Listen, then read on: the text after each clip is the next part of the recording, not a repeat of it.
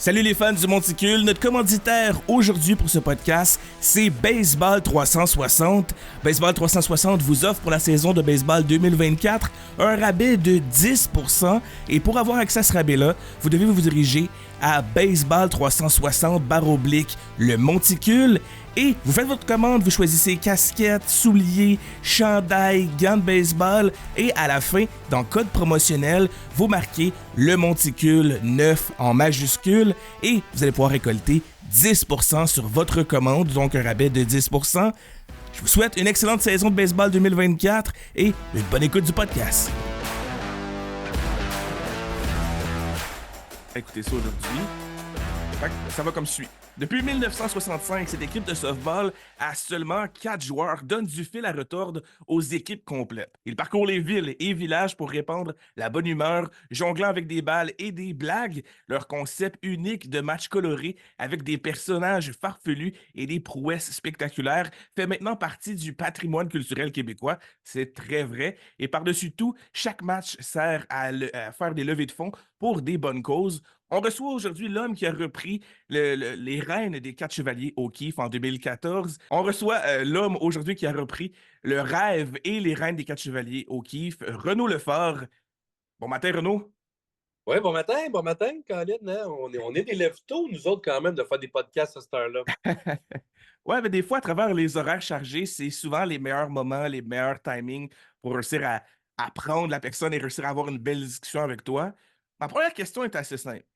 Avant de commencer les 4 chevaliers, avant de prendre la reprise en 2014, quel était ton parcours dans le monde sportif? T'as-tu joué au baseball, au softball, au hockey, tennis? Ah, mais j'ai joué pas mal à tous les sports. J'étais quand même un multi-sports. Comment ils appellent ça? Là, à cette heure, là, ils disent justement, ils sensibilisent les jeunes à participer à plusieurs sports et à ne pas se spécifier seulement dans un, parce qu'il va y avoir un certain équilibre qui va s'apprendre au hockey et qui va t'aider après à peut-être un meilleur transfert de poids. Tu sais, puis moi, j'ai vraiment participé à tous les sports qui existent. Principalement, bon, le hockey. Où est-ce que quand j'étais très jeune, bon, j'ai fait jusqu'à, tu sais, j'étais novice 3A. Après ça, je me suis fait une blonde qui habitait à côté de l'aréna locale. Fait que là, j'ai pas fait le 2 lettres parce que je voulais être le meilleur joueur de l'équipe locale, puis le capitaine. Fait que je me disais, ça va être bon avec ma petite blonde, elle va me trouver cool. Mais ça a été là, puis j'ai jamais, après, je te dirais, le hockey, ça m'a jamais tenté dans nécessairement là, les horaires de fou là, que le 2 lettres proposait. Là. J'aimais mieux garder ça simple et garder ça local, mais j'étais quand même un bon joueur de hockey, là, sans plus. Là, on ne dira pas que j'étais incroyable. Baseball, toute ma jeunesse, j'ai été tout le temps des années plus vieux que moi. Fait que j'avais tout le temps un an de plus. Je jouais tout le temps le calibre un an de plus, un an de plus. Vers la fin, là, je suis revenu vers mon âge. Puis là, les lanceurs sont arrivés. Puis là, on est arrivé avec des vrais lanceurs. Premier at-bat, je me suis fait biner direct sur le bord. Écoute, c'était le plus gros lanceur de la ligue en plus. On était quoi? On était rendu quasiment moustique quand t'es quelque chose. Normalement, je me sais plus à ce temps, c'est quoi, les 13 U, les 14 U, tout ça. Puis là, je me suis fait biner mon premier at-bat, les manger sur le bord de la bouche, tu sais, puis pour ne pas dire le mot où est-ce que. Anyway. Tout ça pour dire que cette année-là, j'avais eu de la misère avec ma confiance au bâton. Puis, ben, mon père, il a vu ça, tu sais, puis là, il était un peu déçu de moi. Je ne veux pas, lui, il me le dira pas, mais il était quand même. Caroline, tu devrais te ressaisir. Puis, à la fin de cette année-là, étant donné que mon père faisait la tournée avec les 4 chevaliers O'Keefe de l'époque, puis ma mère avait des terres agricoles avec la famille, il travaillait genre des 80 heures par semaine, là, on s'entend, là, c'était dans un court laps de temps, puis ma mère n'était jamais disponible de l'été, mon père était tout le temps parti en tournée.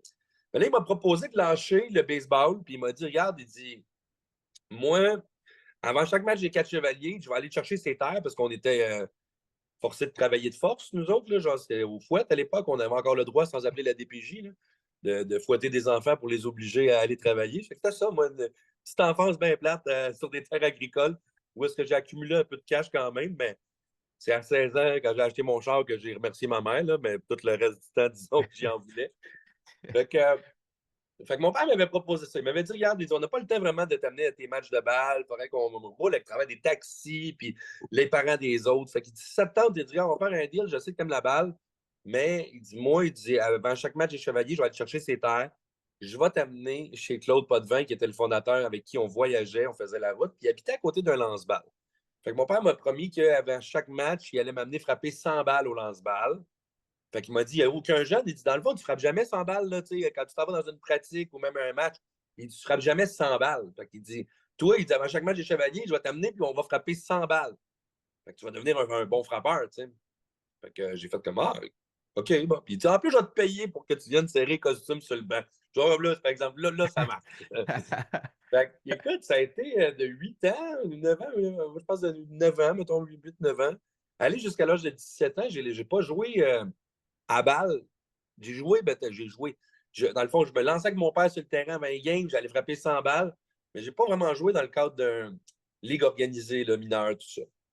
Puis quand que là, les Chevaliers ont pris leur retraite de cette génération-là, c'est-à-dire en 2003, c'est ça, ben là, en 2003, exact. Ben là, le père Olivier Primo, puis Olivier Primo du Beach Club, eux autres, il y avait encore la ligue, le Château Fort, qui restait genre de quelques vieux de la vieille, lanceurs de fast pitch, qui était à Sainte-Martine.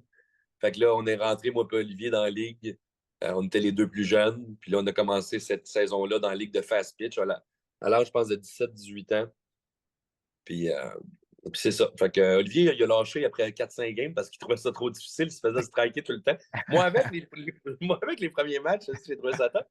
Puis là, maintenant, je me mindais. Là, j'étais comme, ah, on affronte le gros lanceur de la ligue à chaque fois. Il y avait une balle montante de la tabarnouche, puis je passais tout le temps en dessous. Puis là, j'ai fait des mauvais rêves de toute la semaine. Je savais que j'allais l'affronter la semaine prochaine. Puis là, je me disais, regarde, aussitôt que tu as le goût de frapper, tu ajustes ton bat, mets ça en haut juste un petit peu. Puis... Fait qu'écoute, ça a été une histoire un peu Cendrillon parce que mon père m'avait jamais vu frapper un circuit dans le cadre d'un match de balle parce que clairement, je n'avais jamais joué à la balle depuis l'âge de 8 ans. Puis là, il est arrivé au champ comme que j'étais arrivé au bâton. Puis c'était le premier match auquel il assistait. Il n'avait pas vu tous les 3 autres matchs où je m'étais fait strike out pratiquement toutes les fois. Chris, il est arrivé, genre, c'est ça, du champ à gauche. Il s'est installé au champ en même temps que j'arrive.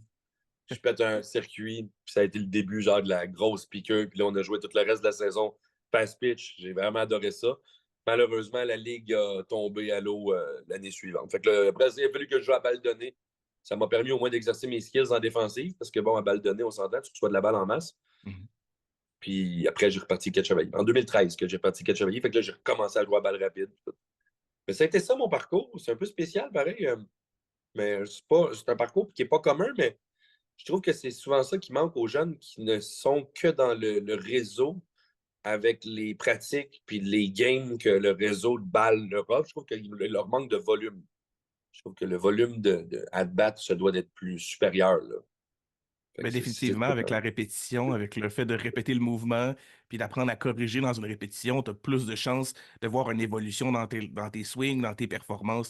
Ça, c'est définitif. Fait que ton père t'a fait le meilleur cadeau qui peut exister, de dire on va frapper 100 balles à tous les fois. C'est un cadeau que plusieurs jeunes, ayant eu la chance de vivre ça étant plus jeune, parce que j'ai eu un père qui était très occupé, on a eu ces chances-là, mais de 100 balles à tous les matchs, c'est incroyable. C'est un très beau cadeau que tu as reçu là, étant très jeune. Ah oui, oui, ben, c'est ce qui a changé la donne pour moi. Puis bon, ben, c'est sûr que même à l'âge d'avoir un T-ball, je pense que j'avais déjà commencé à frapper des balles en passant le bâton en arrière avec une main. Puis là, j'imitais Claude Potvin, le fondateur des Chevaliers. Je frappais des balles de dos avec mes cousins. Je me demandais de me pitcher des balles de tennis. Je frappais de dos. Fait que ça a vraiment tout été un peu. Moi, quand j'étais jeune, dans le fond, finalement, au final, moi, j'ai jamais rêvé de jouer dans les Expos de Montréal. J'ai tout le temps rêvé de jouer des 4 Chevaliers. C'était ça qui était mon rêve. n'a jamais été la MLB. Là. À cette époque-là, je savais pas les gars combien d'argent qu'ils gagnaient. C'est sûr. Si on me l'avait dit, mais je pense que c'était pas autant anyway, mais ça reste que si on me l'avait dit, probablement que j'aurais joué à petite balle un peu plus longtemps, mais là, c'est ça. Moi, j'ai décidé que je frappais. Mais tu sais, gars, je suis tellement fier et je suis content de ce que c'est le rêve d'une vie, là, moi, aujourd'hui, que j'accomplis en réalité. Là. Ouais, je suis vraiment, vraiment content de tout ce qui s'est passé. Il s'est passé des choses que c'était inespéré. Là. Disons que quand on a reparti ça, c'était pas tout le monde qui croyait en moi. Tu sais, on parle d'un sport qui, en 2013, le sport, autant même le baseball, n'était pas au stade où on est revenu. Là, Mhm. on a recommencé, nous autres, en 2013, puis on a fait partie du mouvement là, qui s'est créé, mais c'était pas encore, les Blue Jays n'avaient pas encore disputé de match au stade olympique. Euh, il y avait pratiquement juste à cette époque-là le Montreal Baseball Project avec Warren Cromartie là, qui parlait de peut-être vouloir comme ramener les expos, mais c'était encore très. Il n'y avait pas un vibe autour du baseball en 2013. Puis, nous autres, on est arrivés avec les émissions de TV. Puis là, les Blue Jays, whoop. Puis là, ça a fait le stade. Puis là, après ça, ils ont été chercher Russell Martin des Blue Jays. Puis là, whoop, de fil en aiguille, il y a eu plein d'autres petites belles choses qui se sont passées pour le baseball au Québec, qui fait en sorte qu'aujourd'hui, on est capable de renverser la vapeur des années, moi, que j'ai suivies en étant jeune avec mon père. On a assisté à des terrains de baseball se faire démolir, changer en terrain de soccer, développement résidentiel. Là, on est en train de renverser une vapeur parce que j'ai vu même des terrains de baseball reprendre la place des terrains de soccer. J'ai vu des nouveaux terrains se construire, j'ai vu des terrains laissés à l'abandon, beaucoup. Depuis les 2 dernières années, particulièrement, là, on a fait beaucoup d'inaugurations de terrains revitalisés, c'est-à-dire qui étaient laissés à l'abandon puis qui ont renippé. Là. C'est vraiment une bonne nouvelle, là, ça, de voir que cette tendance-là a changé, parce que c'est vrai qu'on voyait beaucoup de terrains transformés en terrains de soccer, puis on perdait un peu l'accès à des Ouais. terrains de baseball. Mais moi, je me demandais, en 2013, parce que tu sais, à ce moment-là, ça a fait à peu près une dizaine d'années que les quatre chevaliers, les gens avaient pris leur retraite. Qu'est-ce que toi, t'as vu qui te dit, OK, ça, c'est le moment où on repart les quatre chevaliers, on repart la machine? Juste mon garçon qui est né en. Mon garçon, il est né en 2012. Puis je faisais des shows d'humour, moi, des bars. Je faisais beaucoup de production de bars, tu sais. Puis quand j'étais rendu, ça marchait bien mes affaires, mais je faisais bien des jokes de cul, là, tu sais. C'était rendu ça pas mal. J'avais un humour très dark, là, puis ça commence. Puis je t'ai dit, c'était rendu. J'avais trouvé mon style à moi. Parce que ça prend une certaine année, un certain nombre d'années là, en humour avant de trouver ton style. J'avais mon style à moi, mais il était très rendu dark. Là, tu sais. Il fallait que je sois déprimé. Puis j'écrivais vraiment de l'humour de gars déprimé. Puis c'était drôle, puis c'était comme un peu. C'était champ gauche un peu. Puis, tu sais, des gars comme Olivier Martineau, même lui, m'avait dit, hey, ça m'avait inspiré de ton numéro. Je ne revenais pas qu'on pouvait aller faire rire dans des émotions, dans de la tragédie autant que ça. J'avais vraiment un style. Puis en même temps, c'était trash un peu, tu sais. Puis tu sais, c'était très sexuel aussi. Puis tout. Fait que, tu sais, quand mon gars il est né, j'ai fait comme, je me semble que j'aimerais mieux qu'il me voie faire ce que. J'aimerais mieux qu'il ait la jeunesse que j'ai eue, tu sais, qu'il me voit faire des matchs de balle, puis tout. Puis j'avais tout le temps eu l'idée de leur partir parce que M. Potvin, quand il a pris sa retraite, m'avait tout légué, là, tu sais, les costumes et tout et tout. Je chantais quasiment que c'était un message, que s'il y a quelqu'un qui va repartir ça un jour, ça va être moi. Fait que j'ai décidé de le refaire en 2013, juste pour le fun. Tu sais, dans le fond, c'était comme. C'était même pas. C'était pas dans le but. Tu sais, là, aujourd'hui, on est rendu à notre 11e saison, là, c'est ça, 11e. Tu sais, jamais en 2013, je me suis dit que je vais aller faire 11 ans puis que ça allait devenir comme le, le principal de mes champs d'activité qui prend tout mon temps, là, pratiquement même en hiver. Là. Mais quand on a reparti ça, là, finalement, on s'est rendu compte que tabarnouche, le monde était vraiment, vraiment content. Là. Les gens de 50 ans et plus, tabarnouche, ils venaient nous voir, puis merci de nous faire vivre ça. Fait que là, on a vu, c'était comme tabarnouche, OK, c'est plus fort qu'on pensait. Là, puis là, il fallait qu'on aille justement chercher la clientèle plus jeune. Parce que les vieux étaient là au rendez-vous, mais les jeunes ne nous connaissaient pas. Fait que c'est là où est-ce que, dans les 2 premières années, on avait signé avec RDS2 qui nous avait diffusé, là, on produisait nos émissions. Puis ensuite, en 2016, on est allé à TVA Sport avec Derek Aucoin qui nous avait fait une pause sur le tape un peu. Puis il y avait d'autres conditions à TVA Sport qui nous plaisaient un peu plus, mais on était vraiment très reconnaissant que RDS nous ait donné une première chance. Puis je dois toujours être reconnaissant de ce qu'ils m'ont donné. Après, TVA Sport avait des conditions qui étaient plus favorables pour nous autres. On a continué là-dessus pendant 5 autres années. Fait que 7 ans TV, ça fait en sorte qu'on a été chercher les jeunes, la clientèle, la clientèle qui nous manquait, là, qui fait en sorte aujourd'hui qu'on a les plus beaux commentaires qu'on ne peut pas imaginer. C'est-à-dire que tu as un papa qui arrive avec son enfant, puis il dit, moi, dans le temps, c'est mon père qui m'amenait, puis même son père, des fois, il est là, il est rendu un grand-père, tu sais, puis il dit, maintenant, c'est à mon tour de faire vivre ça à mon jeune, tu sais, fait c'est là que tu vois que ça a passé, là, les époques ont passé là, depuis. Là, ça me touche pas mal. Ben, définitivement, tu as réussi à toucher la jambe plus jeune parce que j'ai fait partie de ces gens-là qui ont vu l'émission à la télé, qui écoutaient avec mon frère. On a écouté les Quatre Chevaliers, on écoutait les matchs. Puis je me demandais un peu, qu'est-ce qui a changé de 1965 jusqu'à 2003 à un peu la nouvelle mouture que toi, t'as parti? Y a-t-il des choses qui ont changé? Y a-t-il des choses qui ont resté? Quelle adaptation a dû être faite pour réussir à continuer dans le temps? Je sais pas trop. Je pense que c'est pas mal pareil. Je pense qu'il y a peut-être plus de costumes. On a une plus grande facilité aux accès musicaux, aux costumes aussi. Fait que, tu sais, je te dirais que avec Internet, c'est sûr que ça nous a aidé à peut-être en mettre un petit peu plus au niveau des musiques, puis du show, puis des costumes. Mais sinon, que M. Potvin avait un gabarit tellement déjà en partant, c'était un monsieur qui était très gros, petit, mais extrêmement habile à la balle, qui avait joué à la balle toute sa vie, puis qui était un très gros joueur de balle. Fait que, c'était drôle de le voir aller parce que tu ne peux pas t'imaginer un petit baquet puisse être aussi bon à la balle. Fait que, Claude amenait quelque chose de différent, puis je sais pas, je te dirais peut-être qu'à l'époque, Claude a fait des trucs, là, défensivement parlant, là, Claude a fait des trucs des fois un petit peu peut-être plus dangereux. Défensivement parlant, il y a des affaires que je le regarde sur vidéo, je suis comme, tabarnouche, attends, là. J'en fais une couple des affaires dangereuses que je me dis, des fois, je pourrais y laisser ma vie, là, mais lui, il a fait des affaires, mais en même temps, il avait déjà un dentier. Là. Fait que, quand même, mec qui se cassait les dents, il y avait juste un employé d'autre. Mais, mais il était bon, Claude, le fondateur, là, c'est son époque, il était vraiment bon. Je pense, je pense que j'écris plus mes jokes, j'écris plus de jokes, peut-être mon background plus en humour que lui. Là. Lui, il avait peut-être moins fait de shows d'humour, mais j'écris peut-être plus de jokes thématiques à chaque personnage que j'amène. Lui, par contre, encore là, regarde, lui, en 38 ans de tournée, il a fait tellement de gros classiques que lui-même a inventé, des classiques qu'on garde depuis toutes ces années-là. Là. Fait que c'est sûr que ça va mieux pour moi. J'avais l'œil externe de pouvoir regarder ça. Moi, j'ai suivi pendant 10 ans. J'avais l'œil externe, puis j'avais toutes ses années d'expérience à lui de l'autre côté. Fait que ça va tout le temps mieux. Là. Quand on dit que l'élève dépasse le maître, j'oserais pas dire que j'ai dépassé le maître, mais toujours plus facile d'améliorer tout ce que le maître t'a appris puis d'essayer d'amener une touche par-dessus ça. Puis je pense qu'il serait content aussi que son leg soit un peu amélioré. Là. Sans dire, comme je te dis, sans dire que je l'ai nécessairement amélioré, là, parce qu'il y a plein de choses qu'il faisait que je faisais pas. Là, fait que c'est deux choses différentes, là, je te dirais. Là, mais au final, gars, au final, ça, c'est juste moi qui le sais parce que, ou ben non, ceux qui ont vraiment connu Claude Potvin, parce que tous ceux qui n'ont pas suivi M. Potvin aussi longtemps puis aussi souvent vont tout simplement dire qu'on est plongé dans le même univers avec la balle qu'on coupe en deux qui est une scie mécanique, le lanceur les yeux bandés, le pamplemousse, la balle élastique. Puis tu sais, c'est pas mal tous les grands classiques qui sont restés.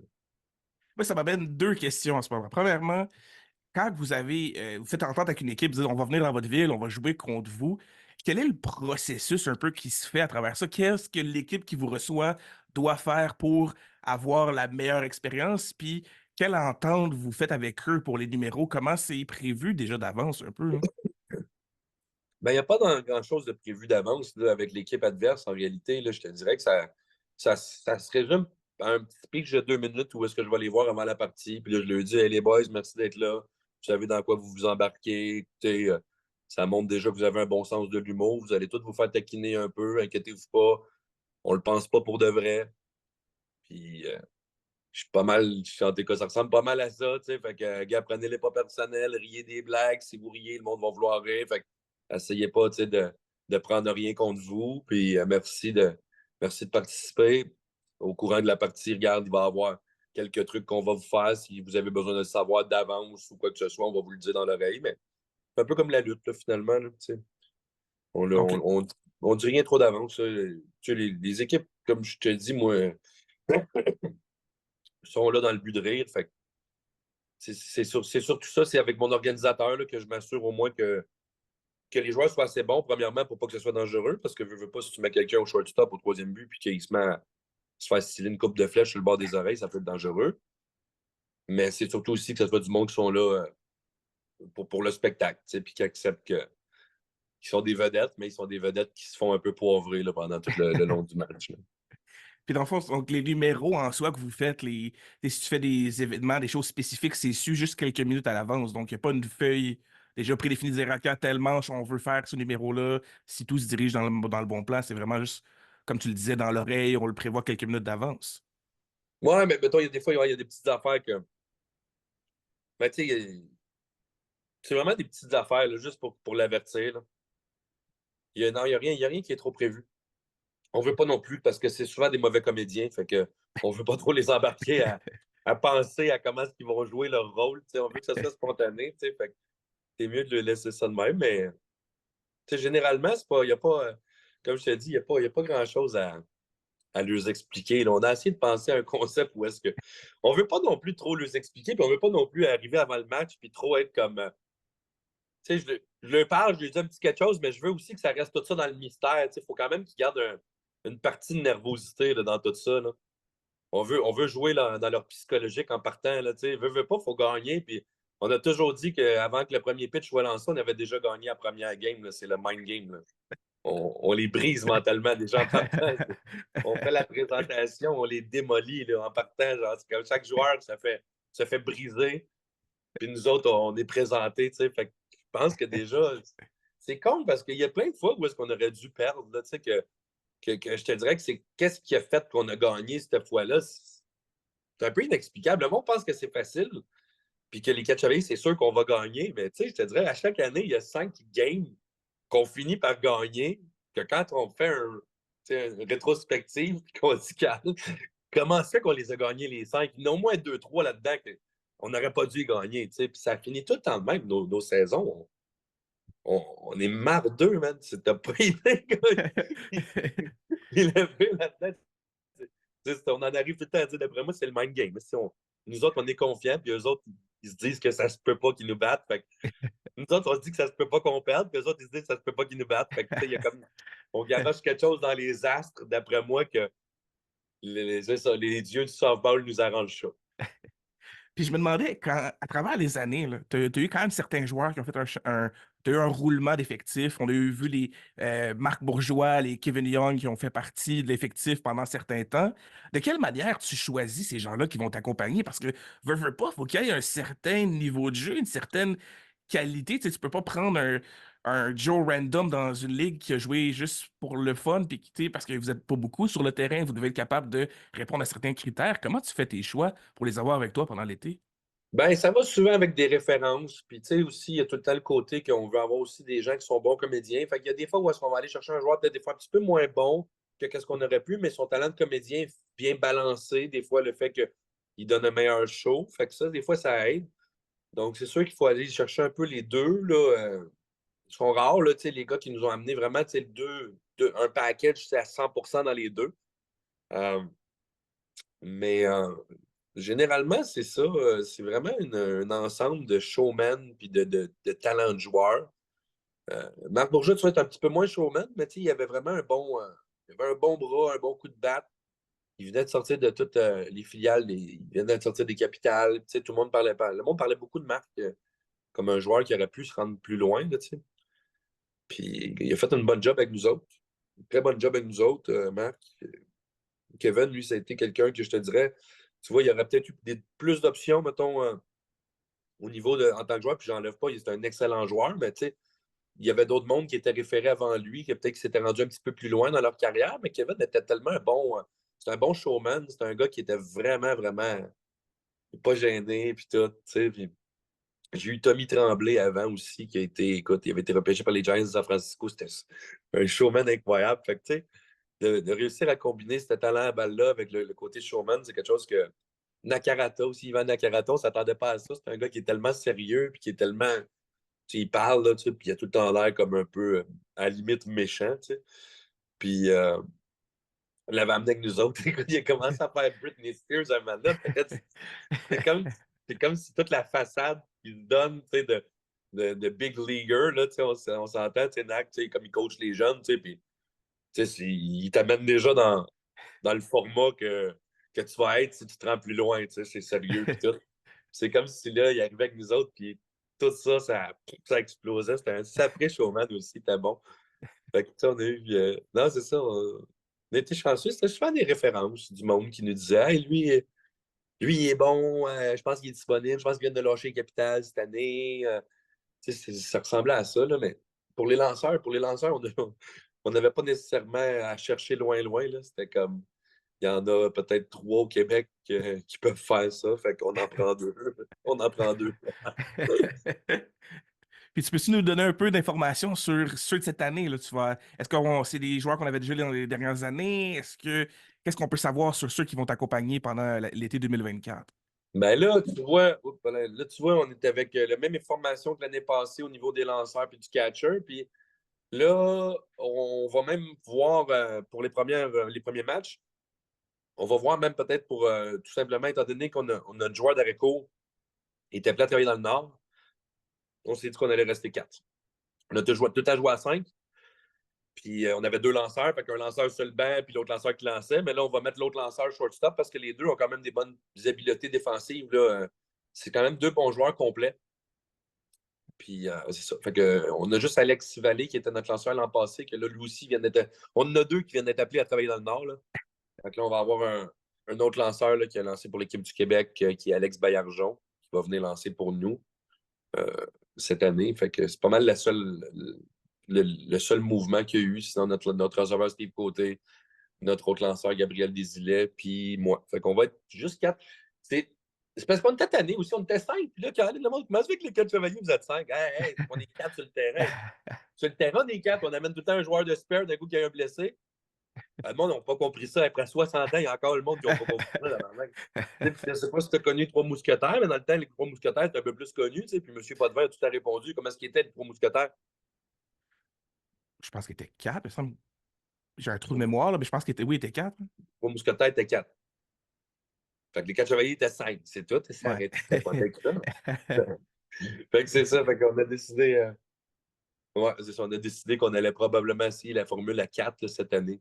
Puis là, ça va être à voir si c'est trop difficile de me faire remplacer ses buts pour prendre un coureur suppléant. Sinon, on en ramener un autre parce que pas le goût de courir. C'est pas le goût, c'est terminé ce temps-là. Je suis rendu à 37 ans, je ne cours plus. Mais parce que quand je pars, mettons, du premier but, puis il faut que je fasse jusqu'au 3. Puis là, finalement, on se fait retirer. Là, j'arrive en défensive, il faut que je fasse des jokes dans le micro. Puis là, je pompe l'air, mon homme. Là. Les jokes sont pas fluides.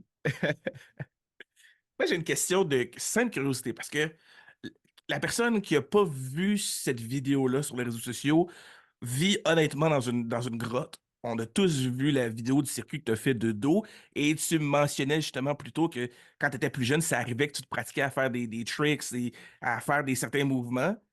Peux-tu nous parler un peu de l'idée et le processus derrière le fait d'essayer de vouloir faire un circuit de dos en plein match puis que c'est pas nécessairement prévu d'avance. Tu sais, quand on se pratique, on le sait qu'on essaie de faire le mouvement, mais là, en match directement, et surtout le fait que ça a été pris sur tous les réseaux de sport qui peut exister, là. Ça a passé vraiment partout. Je pense que tu as Man, quelques euh, millions de vues, là, ça bouge, ça a vraiment bougé beaucoup. milliards, c'est fou, hein? Des milliards. Wow! C'est parce que dans le fond, le vidéo que je me suis fait appeler par une compagnie à Los Angeles qui a signé les droits, puis c'est dans le fond eux qui ont fait en sorte que j'ai pu me rendre à autant de milliards. Ben, j'ai un milliard, peut-être autant de milliards, probablement 1 milliard, parce que, tu sais, ils me mettaient sur des compilations, puis, tu sais, juste une des compilations sur laquelle j'ai été a 100 millions de vues. Fait que, tu sais, c'est pas compliqué de comprendre que après ça, ça a été repris par toutes les chaînes de télévision mondiales, toutes les chaînes de sport sur la planète. Ça a été payant, on va se le dire, cette vidéo-là. Je ne voulais pas signer avec la compagnie à Los Angeles. Ma mère, on vient d'une famille de fermiers. Elle me disait: Tu signes rien dans la vie, tu signes jamais rien, on signe pas de contrat. Fait que j'ai fait attendre ça ben trop longtemps. Je perdais de l'argent à chaque jour. Puis là, un moment donné, je me suis tanné, il augmentait la prime. OK, je te donne tant à la signature. OK, je te rajoute tant. Un moment donné, j'ai dit: ah ouais, je signe. Puis là, finalement, écoute, ça a tombé de l'argent comme de l'eau cette année-là. Ça a été un prix de belle année. Je recevais des chèques en tout cas. Mais ça a été juste comme.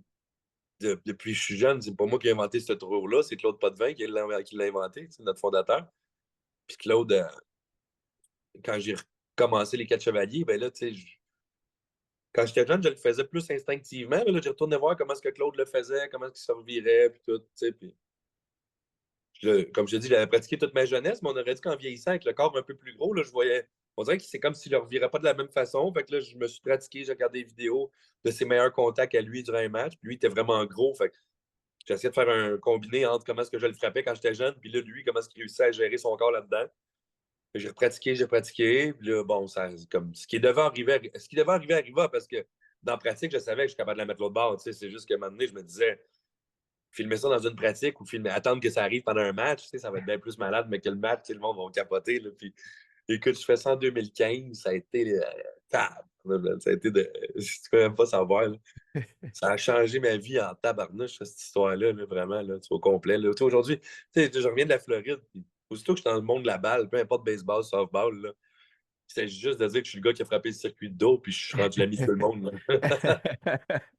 Tu sais, j'avais été justement avec Russell quand il était avec les Blue Jays au tournoi de bowling de Josh Donaldson, il faisait une levée de fonds.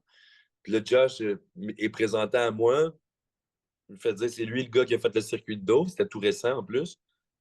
Josh, il me regarde, tu sais, tous les joueurs des Blue Jays, le Batista, Encarnacion, tous les gars sont là, tu sais, puis il me regarde, il dit de tout mon party, puis de tous les gars que tu vois ici t'asseoir, il dit t'es la plus grande légende du building. C'est Ouais, c'était parfait, ça. comme. Je le prenais pas comme du cash, là, mais tu sais, c'était comme. Josh Donaldson, je tripais sur Josh Donaldson, j'aimais son style, tout. Batista vient me voir au party. Il dit, hey, il dit, non, il parlait avec son aile. Parce que, tu sais, il a beau frapper des balles loin. Rosé Batista, il avait un esprit d'accent, mon homme, que, il était suave un peu, sweet.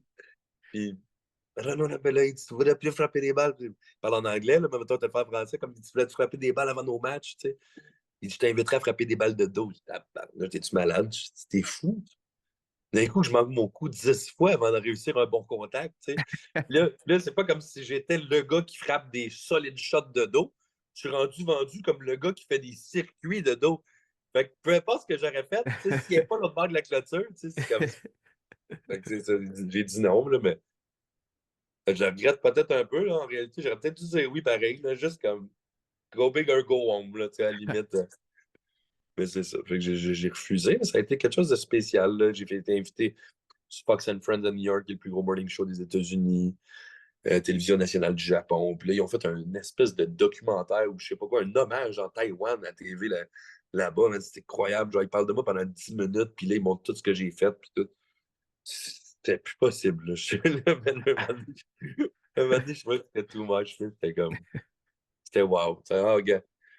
Puis je pense, tu sais, dans le fond, moi, je gardais ma tête bien froide là-dedans, me disant, gars, tu prends ça une fois dans une vie, ça n'arrivera pas.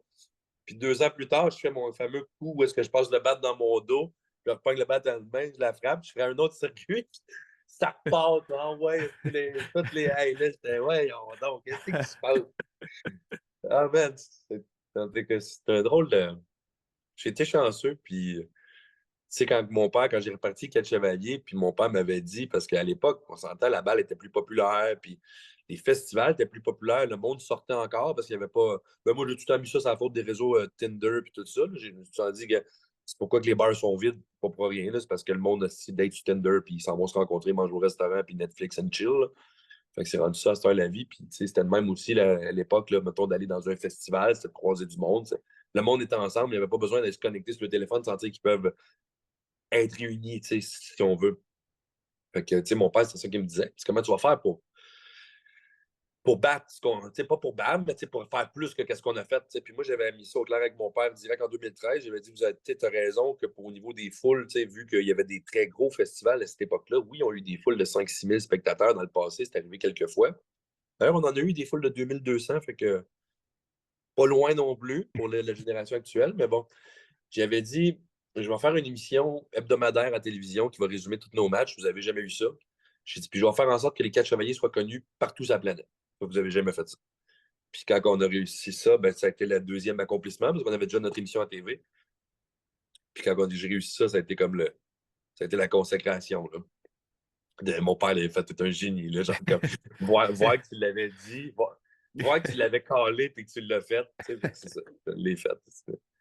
Faut y croire, il faut se mettre un objectif puis le visualiser comme si c'était déjà arrivé. Puis moi, je crois beaucoup à ça, là, la visualisation, là, de s'imaginer qu'on a déjà atteint le but avant même d'avoir atteint le but, là, comme tu le matérialises dans ton cerveau, là, puis ça arrive. Là, fait que j'ai vraiment fait ça, cet exercice-là, puis ça a marché, Colin.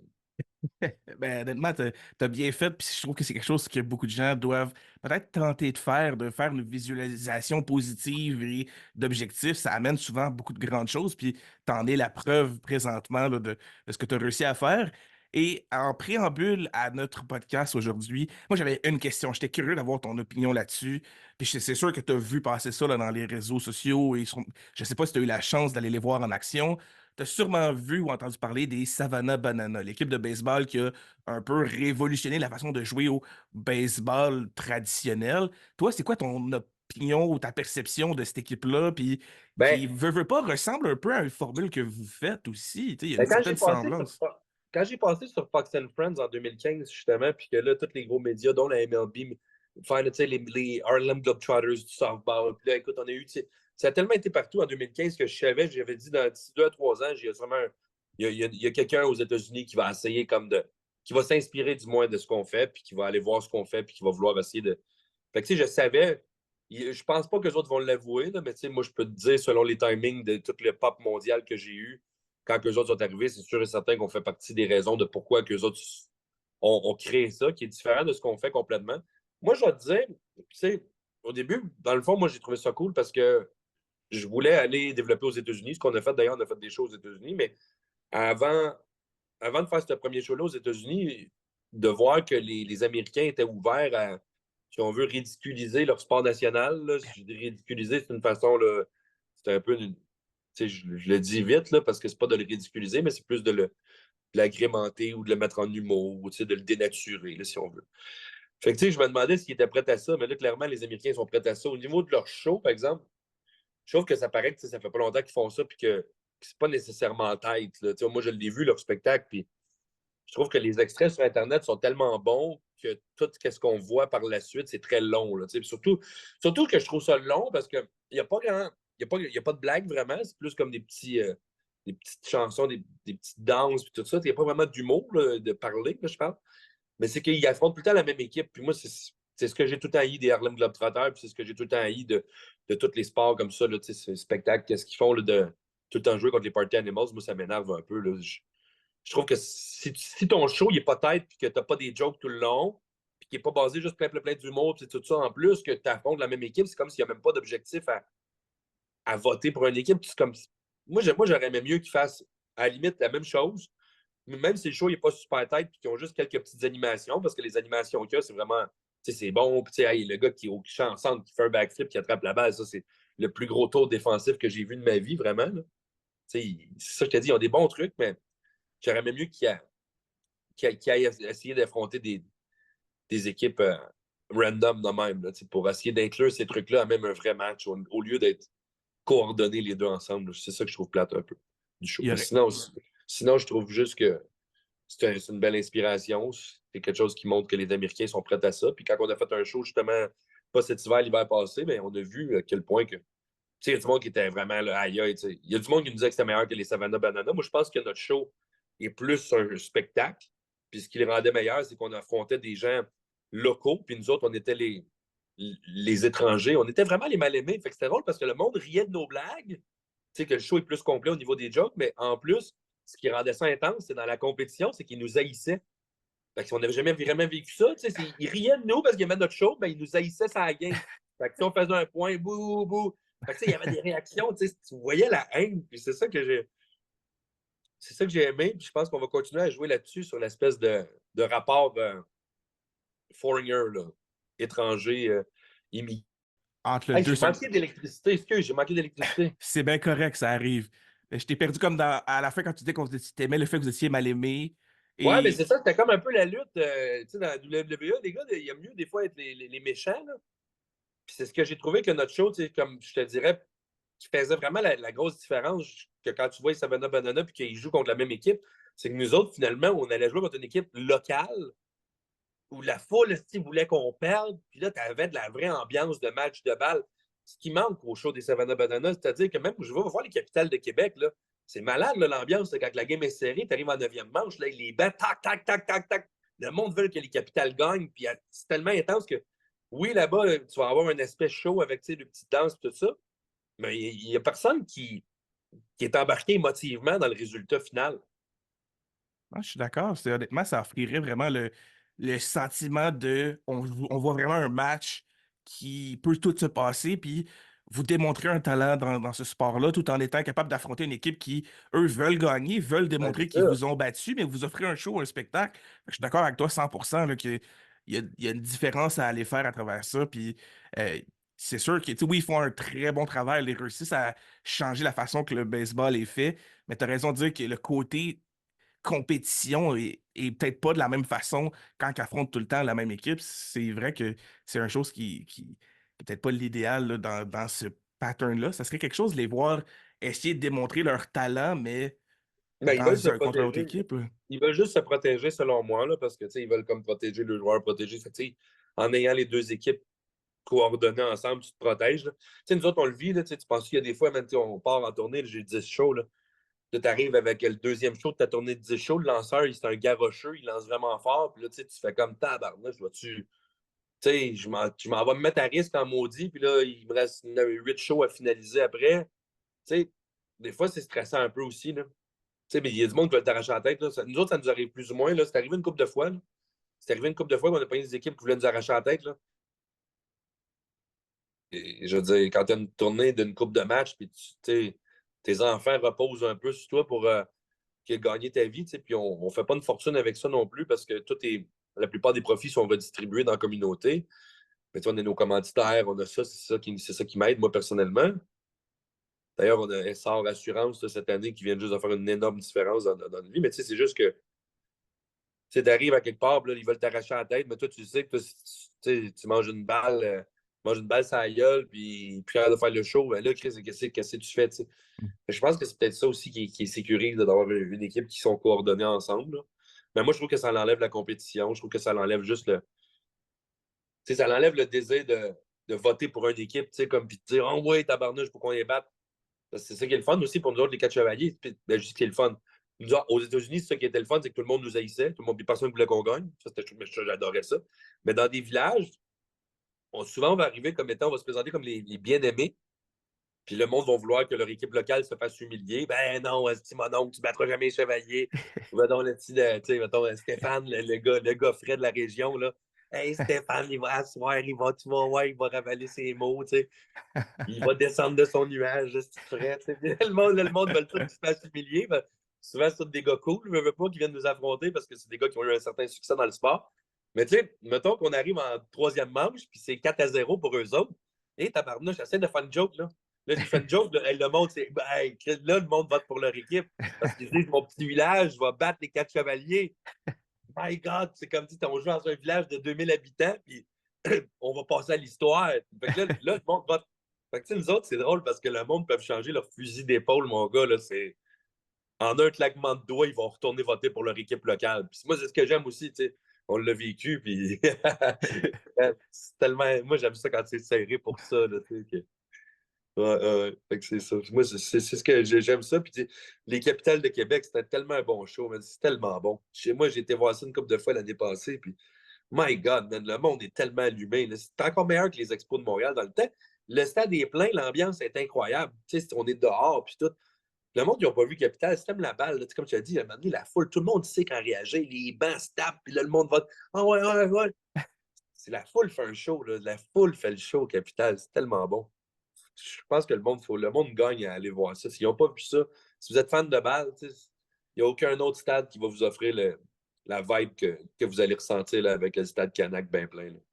Ben, définitivement que c'est une expérience à aller vivre, que les gens doivent aller voir les capitales. Là, ils font un travail exceptionnel. Moi, j'ai une question pour toi. À travers les maintenant presque 11 ans que tu as fait des quatre chevaliers, quel a été le point tournant que tu t'es dit, si on ne réussit pas à dépasser cet élément-là, ça peut être la fin de notre retour des quatre chevaliers, puis que tu sais, c'était comme un élément peut-être déclencheur pour le succès qui pourrait continuer pendant plusieurs années? Ben, c'est les commanditaires. Si on n'a pas de commanditaires, il faut tout arrêter. Sérieusement. Si on n'a pas de commanditaires, ben, c'est terminé.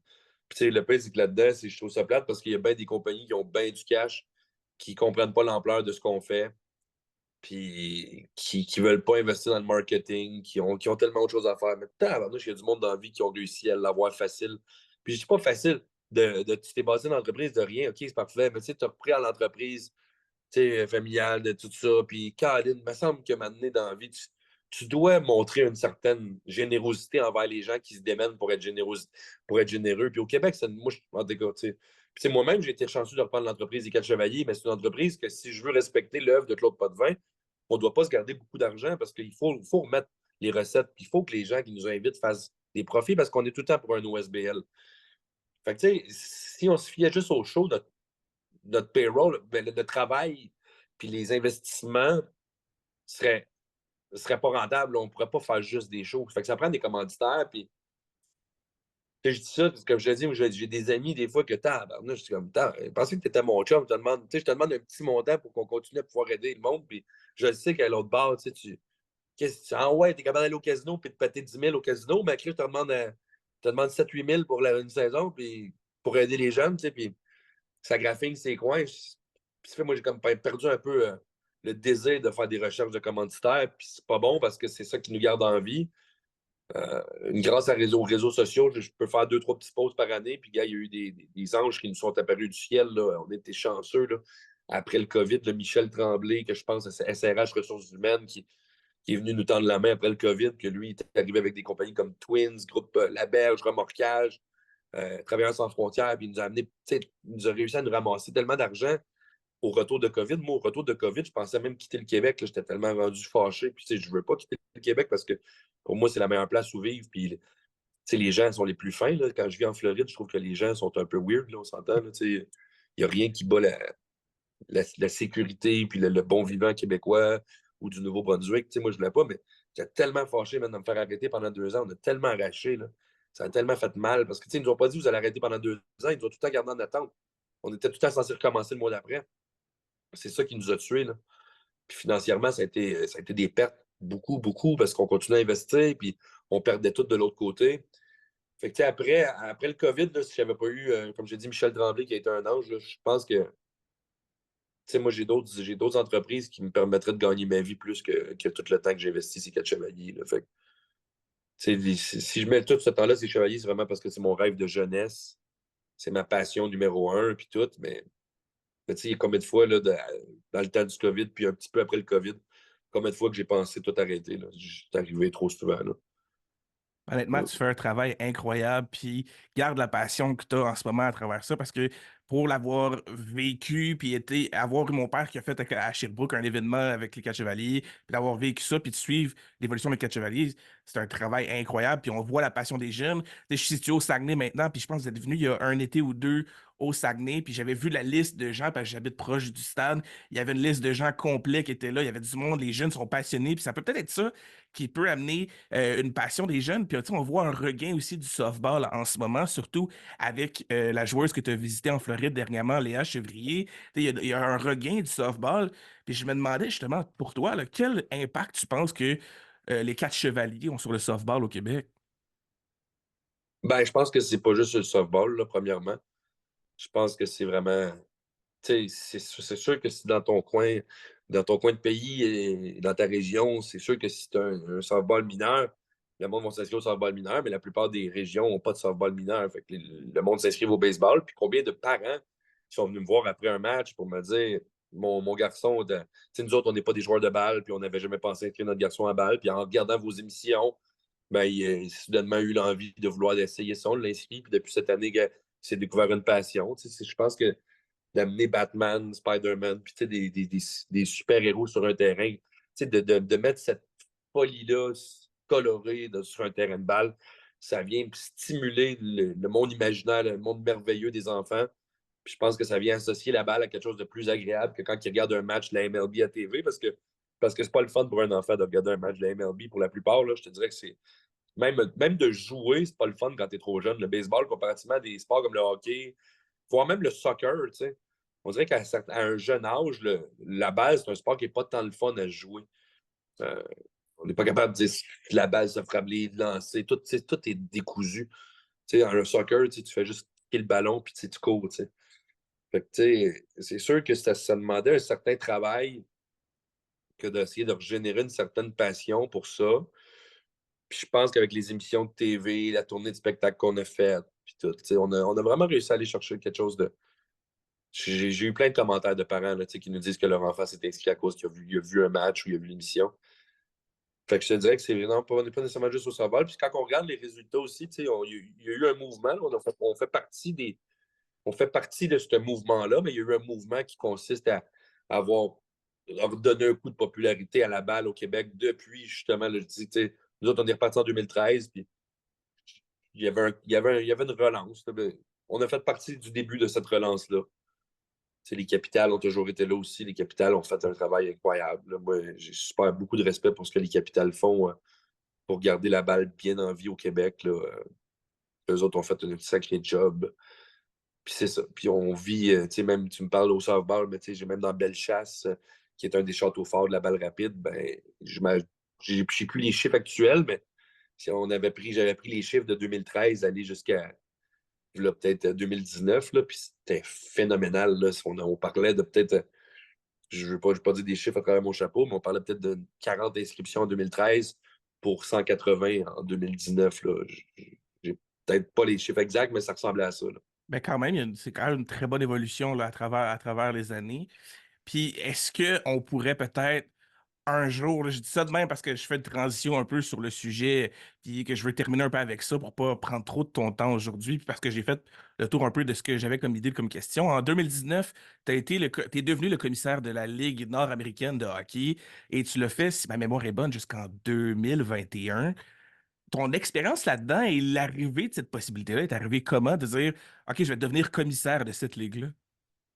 Euh, Écoute, j'ai suivi cette ligue-là probablement toute ma jeunesse. Mon père a fait partie des anciens de Chevalier Houki. Fait que, tu sais, ça a été un peu le même concept de sport, tu sais, comme de bons joueurs locaux, que ces gars-là ils jouaient à la balle aussi. Fait que là, des fois, on jouait contre ces équipes-là. Fait que, tu sais, je me rappelle les avoir toutes croisés, là, tu sais, les gros joueurs de l'époque, tu sais, qui venaient souvent nous affronter. Puis là, ben, de fil en aiguille, bon, ben, mon père, ben, il m'expliquait que c'était quoi la Ligue nord-américaine. À l'époque, c'était un peu plus fou, tu sais, puis on avait des cassettes de toutes les batailles qu'il y avait de l'année. Puis, tu sais, c'était vraiment, en tout cas, moi, ça a marqué mon imaginaire. J'aimais ça, la bataille, pour vrai, au hockey, quand j'étais jeune, parce que là, je croisais Dean Meran qui venait de gagner le Ice Gladiator, ou je sais pas quoi, comment t'appelles ça. Elle là, j'aimais jamais ça. Tu sais, je trouvais que c'était tu sais, Paul Shanes que j'avais croisé dans mon village. Paul Shanes, que c'était un des gros joueurs que ben, lui, c'était un petit batailleur, il était pas gros, mais il jouait de la guitare sur le banc, des punitions. Puis en fait, c'était vraiment un show, là. C'était un show, puis c'était bon. Puis moi, ça m'a tout le temps fait triper. Fait que, tu sais, c'est sûr que là, la ligue était différente. Là, quand je suis arrivé comme commissaire, tu sais, c'était vraiment. Il fallait plus garder l'aspect, tu sais, d'essayer de promouvoir la ligue pour les bons joueurs. Puis c'est ce que je faisais. Mais tu sais, on savait qu'il y avait encore de la bagarre. Puis moi, la bagarre, ben, tu sais, j'ai tout le temps dit, encadre quelqu'un qui a le goût de se battre, puis mets-le dans un cadre professionnel. Puis cette personne-là va probablement moins se battre d'un bar. Tu sais. Moi, je travaille dans le monde des bars, puis c'est pas compliqué. Le plus qu'on peut leur donner des, des, des endroits professionnels où extérioriser ce désir-là, parce que c'est une passion pour plusieurs. Là, c'est pas, il n'y a pas personne qui lui met un gun sur la tempe et lui dit va te battre. Là, ces gars-là, ils veulent faire ça.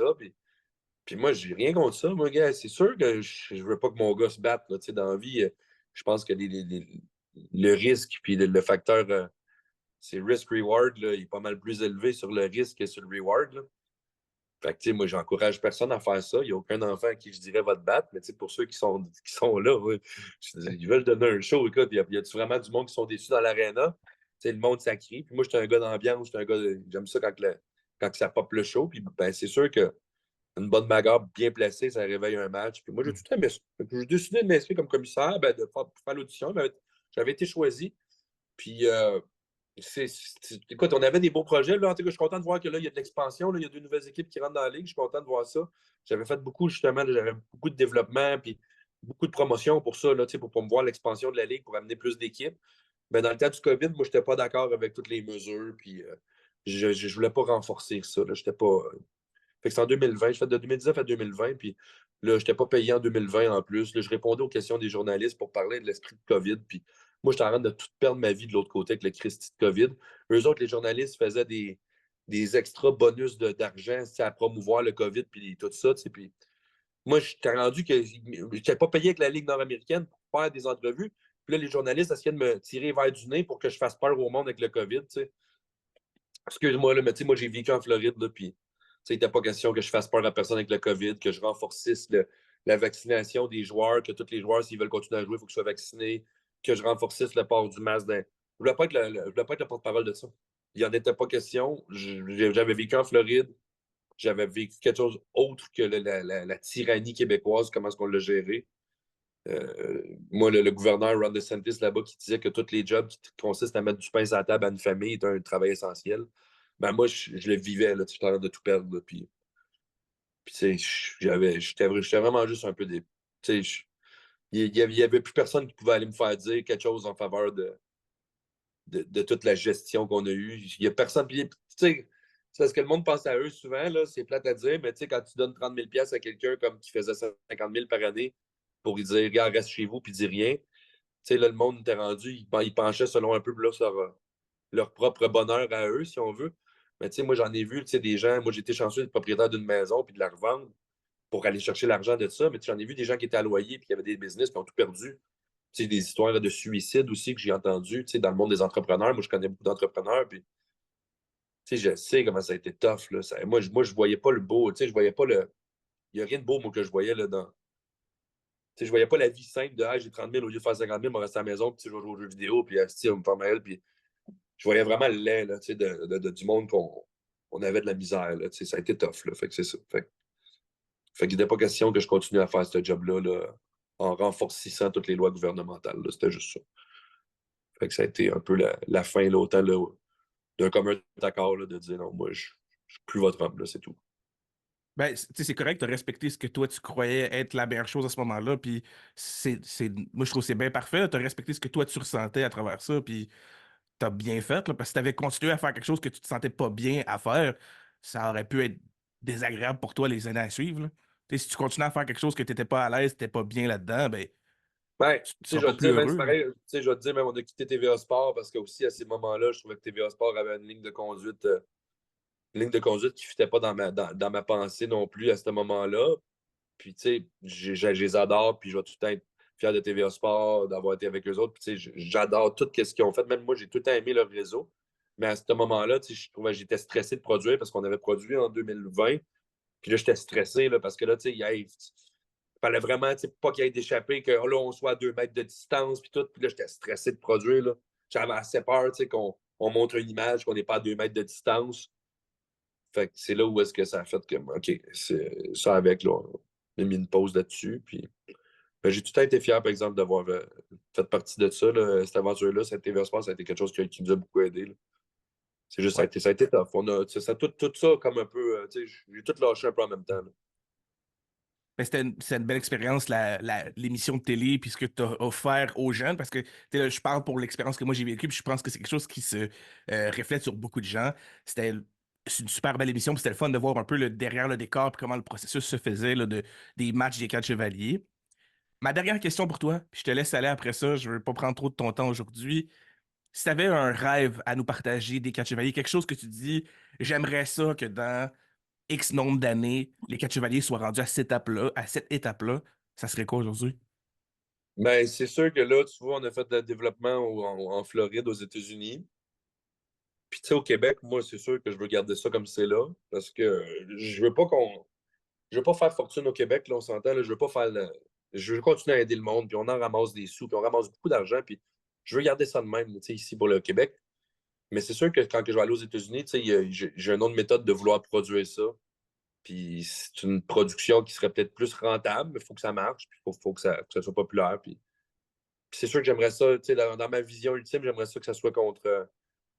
En réalisant qu'on est déjà les mal-aimés, quand on arrive là-bas, tu sais, j'aimerais ça un peu. Je sais pas si tu as vu le film d'Andy Kaufman, Man on the Moon, là, avec Jim Carrey. Andy Kaufman, c'était un humoriste américain qui était très connu à l'époque, mais surtout Euh, pour sa façon de faire réagir. Tu sais, il faisait mhm. réagir le monde.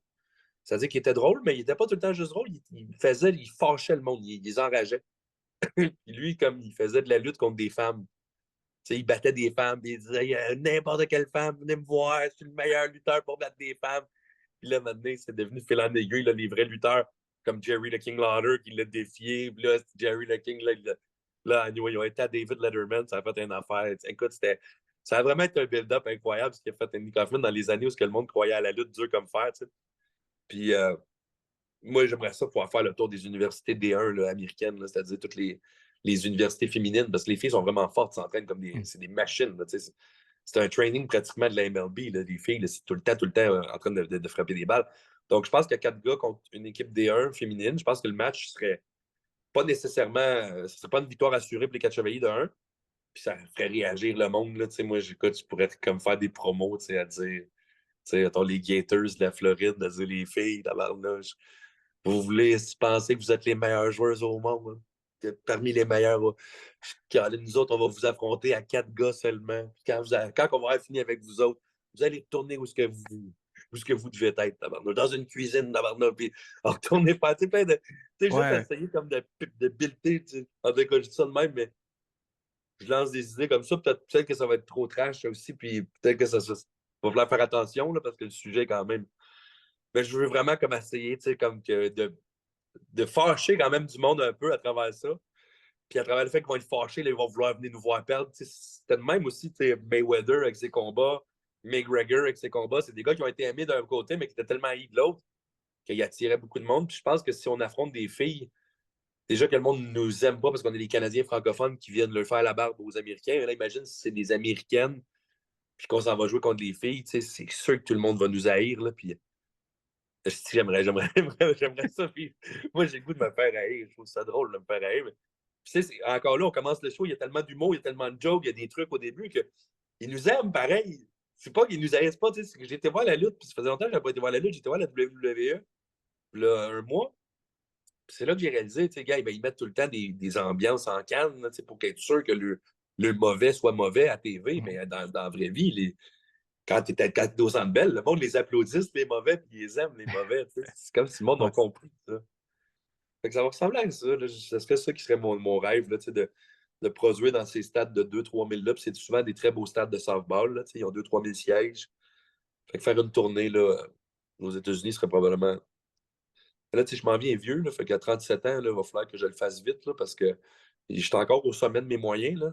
Je suis encore au top, là, dans le sens où je me sens. Moi, je me suis jamais senti aussi bon que ça, même que l'année passée, j'ai frappé, ça allait super bien. Fait que, j'aimerais ça me présenter au top quand je vais y aller aux États-Unis. Fait que, il faut que ce soit dans les 3, 4, 5 prochaines années, mais je pense que je vais être bon jusqu'à 50. Honnêtement, je vois l'idée où tu t'en vas avec ça, puis je pense qu'il y a quelque chose à être fait. Je pense qu'il y a de quoi faire avec ça. Honnêtement, j'aime ton idée. Moi, honnêtement, je serais partant de venir voir ça, puis de voir cet événement-là. Je pense que ça peut faire quelque chose. Fait que on te le souhaite, honnêtement. Pour voir, on Ben, je espère pense que vraiment que ça comment va je vais marcher. commencer, parce que, Savannah, c'est à côté de. C'est pas loin de Gainesville, c'est peut-être à 4 heures, de Gainesville, 3h30, 4 heures. Savannah, c'est là où les Savannah Bananas ont vu le jour. Puis Gainesville, c'est l'université des Gators, qui est une des universités les plus prestigieuses dans le monde du sport universitaire, dont l'équipe de softball aussi. Puis leur stade est beau, le Cathy Seashore Stadium, là, vraiment très beau. Fait que moi, j'avais peut-être l'intention de commencer avec une vidéo que j'allais promouvoir, peut-être dans le périmètre, en m'attaquant au Savannah Banana, puis en leur disant, regarde, là, je commence à être tanné avec mon circuit de dos de voir du monde qui disent qu'on est les Savannah Banana du softball. Hey, ce circuit-là était fait bien avant que vous autres vous arriviez. Notre équipe est arrivée bien avant même que vous autres soyez au monde. Fait que là, on va régler quelque chose, là. Là, vous allez soit dire qu'on n'est pas les Savannah Banana du softball, puis qu'on vous a inspiré. Si vous le dites, fine. Si vous ne voulez pas le dire, d'abord, je vous amène en duel à Savannah, sur votre terrain local. Faites-vous une équipe, les 4 chevaliers, on affronte les Savannah Banana. Si vous ne répondez pas à ça, j'espère que tout le monde va savoir que vous êtes des peureux et que c'est pour ça que vous affrontez tout le temps la même équipe. Je leur envoie cette pin-là. Là, ils répondront probablement pas parce qu'ils vont avoir la chienne et ils vont se dire qu'ils sont trop confiants. Fait que s'ils répondent pas, les Gators de la Floride répondront. Parce J'aime que ça. j'aurais une entente avec eux, genre, parce que j'ai été les voir, d'ailleurs, je reviens de là. Les Gators répondront, puis les autres vont dire, nous autres, on est des filles, puis nous autres, on va vous prendre, nous autres, tu sais. Ça serait comme J- ça que ça commence. L'histoire commence J'adore. comme même. J'adore. Ça ferait un build-up en plus à se rendre au match contre les Savannah Bananas. Ça ferait il y aurait un build-up à créer, un Ben, peu les comme la Savannah lutte, hein. Banana, finalement, je pense qu'on ne jouera jamais contre eux, mais c'est les Gators de la Floride, de l'université, c'est les filles contre qui on va jouer. Fait que finalement, les filles vont passer pour les cools, tu sais, comme eux autres qui ne reculent pas devant le challenge. Puis les Savannah Banana, ben, s'ils disent oui, c'est juste tant mieux. Moi, j'aimerais ça qu'on fasse ce match-là contre les Savannah Banana, je serais content. Puis, c'est comme je te dis, moi, à la limite, si ça se trouve, moi, pour moi, ça a été une source d'inspiration aussi de mon côté de voir qu'on est capable de dénaturer leur sport national. Pour moi, ils m'ont inspiré. Là, fait que je serais content de jouer contre eux. Puis, je pense que ça serait un bon show parce que leur show est mixé dans le nôtre. Je pense que ça fitterait parce qu'ils n'ont pas tant de blabla. Fait que, nous autres, on a plus de jokes, on a plus de verbal. Puis les autres, ils ont quand même aussi du bon visuel avec le petite danse. Fait que je pense que les deux shows réussiraient à rentrer un dans l'autre, ça serait bon. Fait que ça serait cool. Là, on verra, là, mais ça fait partie des idées que. Écoute, on a au-dessus de 30 matchs cet été. Là, fait que, on va se. Le premier, il est demain. Puis là, présentement, vous ne voyez pas à ma gauche, mais là, tous les costumes sont sortis. C'est le bordel. J'avais plus ou moins le temps de faire ce podcast-là en réalité. Je l'ai fait, je ne sais pas pourquoi je l'ai fait. Je sais pas. Je sais pas. Je t'ai dit oui parce que tu parles de balle, puis je dis oui à tout le monde qui parle de balle. Tout le monde qui aide à la promotion du baseball, je leur dis oui. Fait que C'est ça. C'est pour ça que je t'ai dit oui. Puis lâche pas ton bon travail de promouvoir la balle. Ça fit tout dans la même famille. Puis c'est grâce à tous ces passionnés-là, dont ton père d'ailleurs, qui a fait un travail formidable depuis des années. S'il n'y a pas de monde de même, ben, je pense que la balle n'est pas où elle est aujourd'hui aussi, là. Ben, Renaud, merci pour ces beaux mots-là. On te retourne tout ça, honnêtement. Là. Tu fais un travail incroyable avec les quatre chevaliers. Merci d'avoir pris le temps de te prêter au jeu du monticule, honnêtement. J'ai apprécié ma discussion. C'est trippant. Là. C'est une des raisons pourquoi j'ai fait ce podcast-là. J'aime ces histoires-là, puis un peu le processus qui s'est fait derrière le travail qu'on voit aujourd'hui. J'adore vraiment le fait que tu aies pris le temps aujourd'hui. Je te souhaite une excellente saison 2024 avec les quatre chevaliers. Si vous avez la chance d'aller les voir, si vous voulez vous acheter des billets, savoir quand est-ce qu'ils sont en action, 4chevaliers.com. Vous allez avoir toutes les. Les LES, 4 en chiffres, chevalier avec un S à la fin parce qu'on est 4.com, les4chevaliers.com, exactement. Fait qu'allez voir ça. Notre saison est là, puis là, arrêtez de nous écrire pour savoir comment acheter des billets.